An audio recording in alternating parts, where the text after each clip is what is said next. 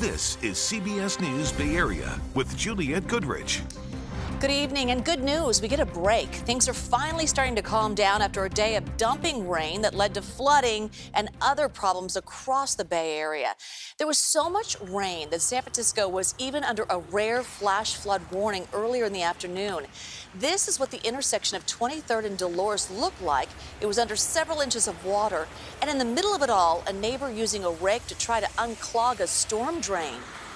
If no one does it, the whole intersection is just going to continue to flood, so someone's got to do it. Elsewhere in the Mission, those flood barriers at 17th and Folsom really getting a test today. Public Works crews were out in force trying to clear storm drains and standing water. Up north in Sonoma County, a driver was rescued after getting caught in floodwaters on Wohler Road in Forestville. Rescue crews say the most common call they get during this weather: drivers who think they can make it and then they get stuck. So a good reminder not to drive through standing water. In Santa Clara County, more road troubles. Part of Highway 9 is closed in Saratoga tonight due to a mudslide. Caltrans says they hope to reopen the road tomorrow night. And the latest round of rain is definitely not helping the collapse on Niles Canyon Road in Alameda County. The popular shortcut between Fremont and Sunol will remain shut down until further notice. Okay, so the worst of it is done, and the rain is starting to taper off across the Bay Area. So for more, let's bring in First Alert Chief Meteorologist Paul Hagan. Hey, Paul. Hey, Jules. Yeah, that tapering trend is going to happen kind of in fits and starts. So we've been drying out for the past couple of hours. Now another batch of rain is making its way in from the Pacific. This is going to diminish in intensity as we head through the rest of this evening.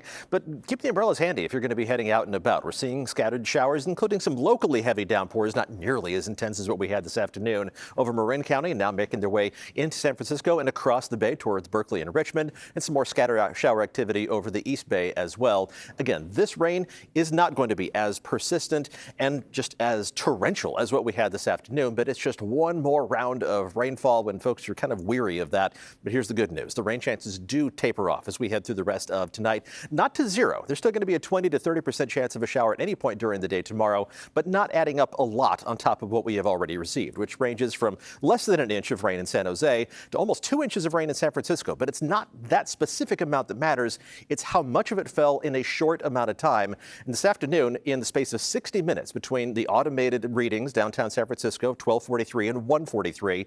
I know they're weird times, but that's when the readings occur.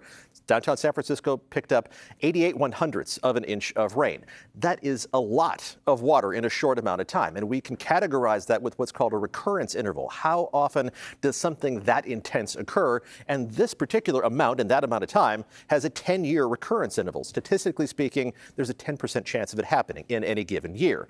The thing is, we just had one of these events 20 days ago. On January 31st, another batch of heavy rain that had at least a 10-year recurrence interval occurred. So this is the second event that's supposed to be fairly rare just so far in the very young year of 2024. And that's one of the consequences of climate change, is that these weirder events, it's not just warming, it's global weirding, that these extreme events not only become more common, but they just become more extreme themselves. Fortunately, things are going to be heading in a calmer direction as we head through the rest of this week. We'll talk more about that coming up in just a few minutes. Global weirding. All right, Paul, thank you. So we are exactly 2 weeks away from the March 5th primary, and in San Francisco, voters will weigh in on a controversial plan that would require drug screenings for those receiving cash assistance from the city. So Mayor London Breed put Prop F on the ballot, and while those receiving benefits would not have to prove sobriety, they would have to enroll in treatment if the city thinks it's necessary or lose the cash. The mayor says this is about reducing drug overdose deaths. A record 813 people died last year. Our Wilson Walker has more on this latest flashpoint in the city's drug crisis.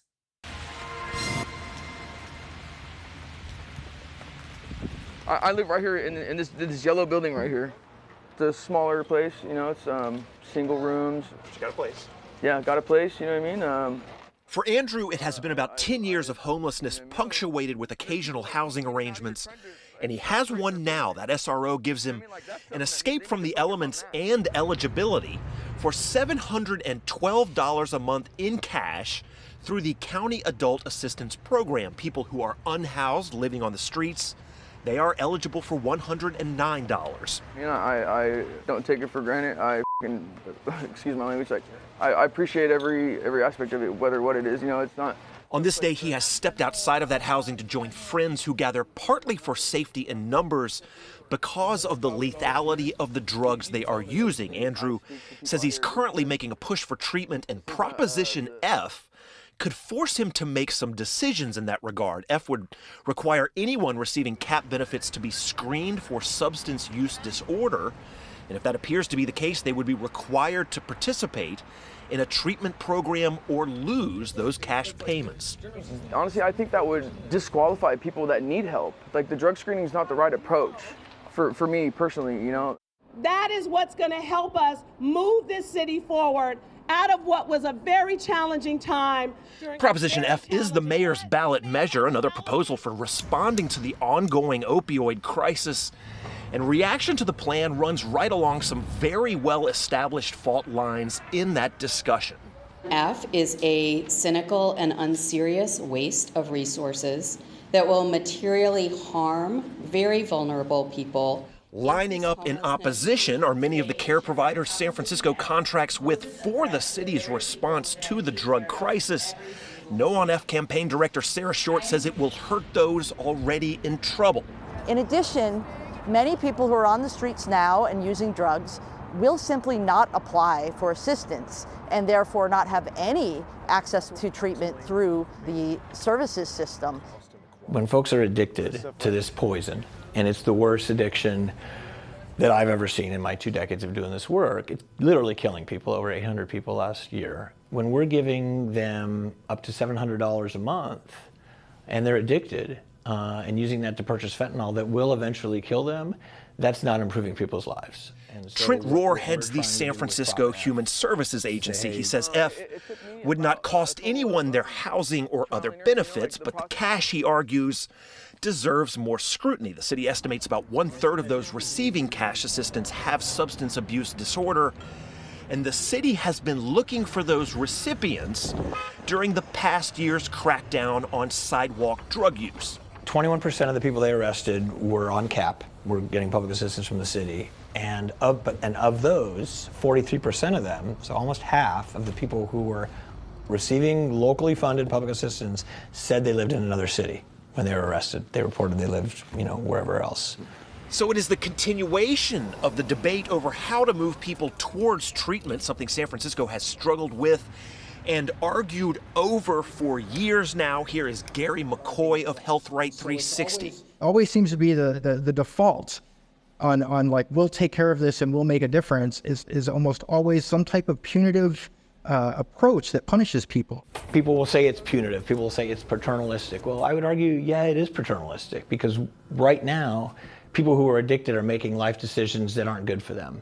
Now, those receiving the money, of course, have their own questions about how F might work. And Andrew, while skeptical of the drug screening plan, says he would like to see a different kind of drug crisis triage. I think what would help people, like in my mind, what would help people would be like, instead of a drug screening, to like profile screen, like just have like a better way to organize the people who are actually living here, because there's a lot of people out here that not even from out here, don't even live here, just come here just to come here and buy fentanyl and just get stuck here and just are like taking up space. Excuse me. They should find a way to screen and find out who those people are, and maybe drug screen them and send them back to where they came from. That is a conversation we will pick up another day, but F does raise the question of how much treatment is readily available for all of those in San Francisco who might need it. This proposition would pass with a simple majority vote.